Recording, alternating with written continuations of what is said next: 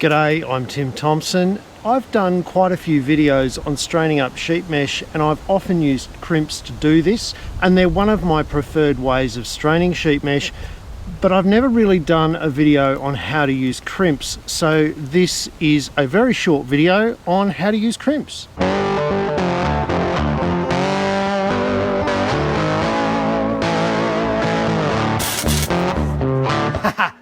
The first thing we've done is we've tied off a short section of wire to the post.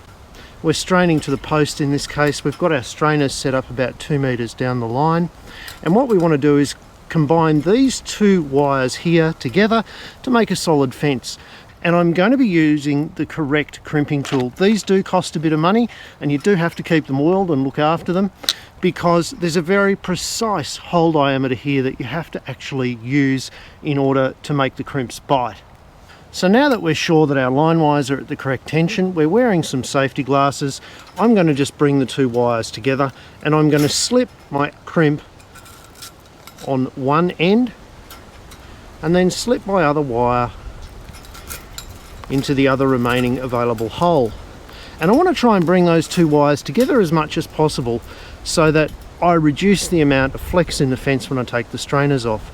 Now this is the part where you really need 3 hands and 4 sets of arms. What we're going to do is we're going to hold the crimp straight up and down.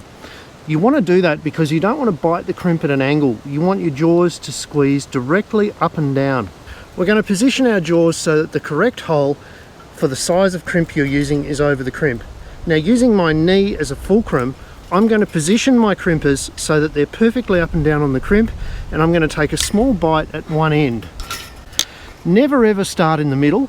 Always start at one end, this end or that, doesn't matter, and then make sure that you overlap your crimps all the way up and you don't leave little ridges behind in your crimps.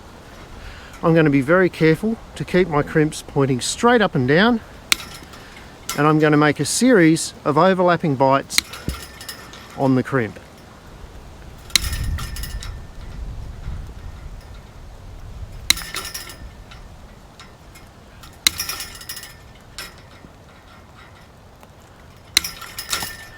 That's the part you want to take care with, and you can see here that I've now got a crimp that doesn't have any seams in it and is perfectly smooth all the way along.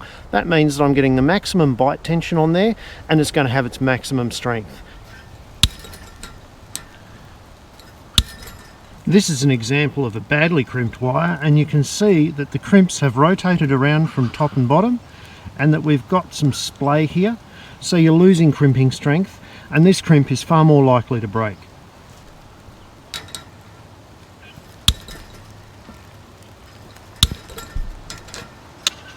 If it doesn't look neat, you haven't done a good job. So if you're ever wondering how to use crimps, it's quite simple once you get the hang of it, and using your knee as a fulcrum for the first bite is my super tip to keep your hands free and keep the wire nice and tight together. I hope that was helpful, and if you like videos like this, please don't forget, hit the subscribe button, give it a thumbs up, and there's plenty more videos like this and more on timthompson.ag.